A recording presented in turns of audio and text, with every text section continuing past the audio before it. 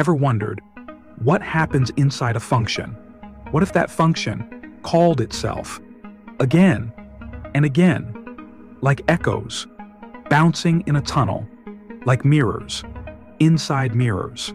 That's recursion, a way of solving problems by solving smaller versions. It keeps breaking down, piece by piece, until it reaches the base.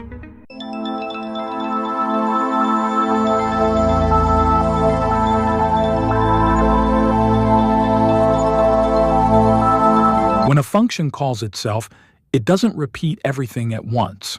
Instead, it creates a new version of itself, waiting for the next step to finish.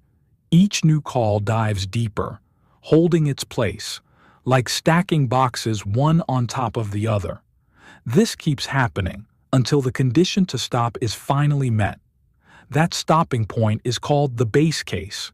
Once it's reached, there's nothing left to go deeper. And now, the real magic happens.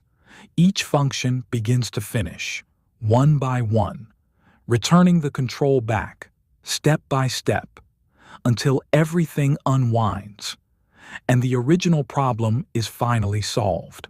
Let's start with the Droste effect in art. It's when you see an image inside itself, again and again.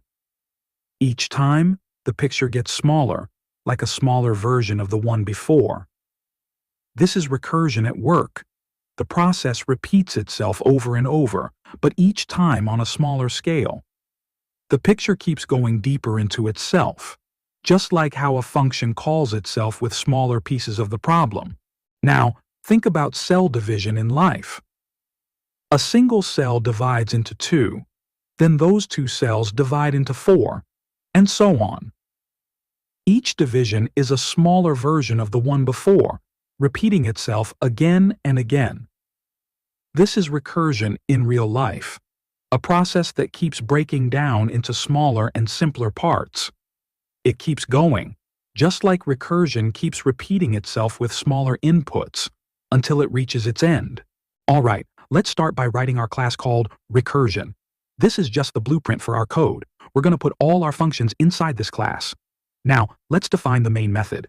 This is the entry point of our program. The program starts running here, so we need to call our recursive function from this point. Now let's define the recursive func method.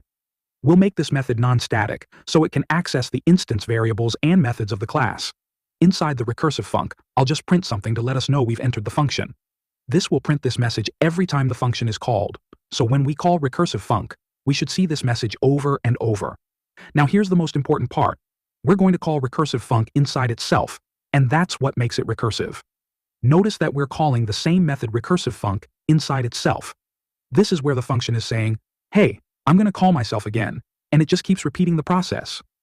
Inside the main method, we'll create a new instance of our recursion class and call the recursive func method. This line is creating an object of the recursion class and calling the method recursive func on it. All right, we're done with the code. Let's run it. Because there's no base case, no condition to stop the recursion, the function will call itself forever. This will lead to an infinite loop. What will happen is that each time the recursive func method is called, it will print the message and then call itself again over and over without ever stopping. And as expected, we get this infinite printout of, hey, I am a recursive func, calling myself, over and over again. It's like a loop that keeps going deeper and deeper, without an exit, because there's no condition to stop it. The program will keep running until it hits a system limit, or you manually stop it. Now, here's the thing. This is not ideal. We don't want a function to run forever. This is where the base case comes in. A base case is like an emergency stop button. It says, hey, if this condition is met, don't call yourself again. Let me add the base case and fix this issue. Okay, that infinite loop? Yeah, we gotta fix that. Our function's just wildin', calling itself over and over with no way out.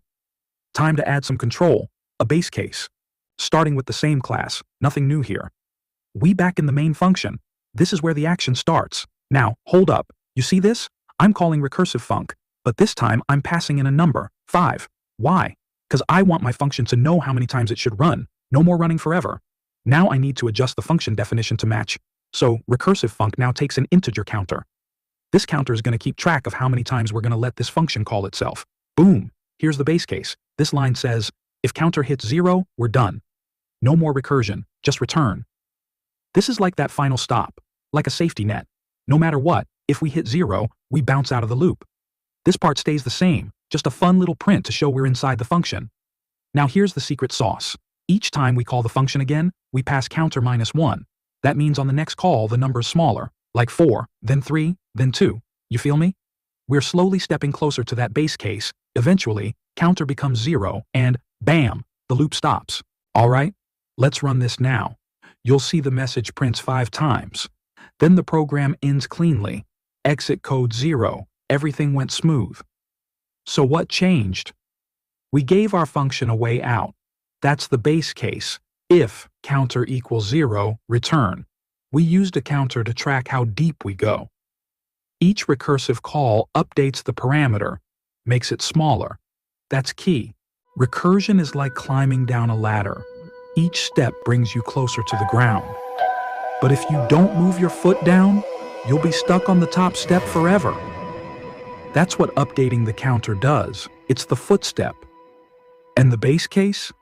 That's the ground. The point where you stop climbing and say, I'm done.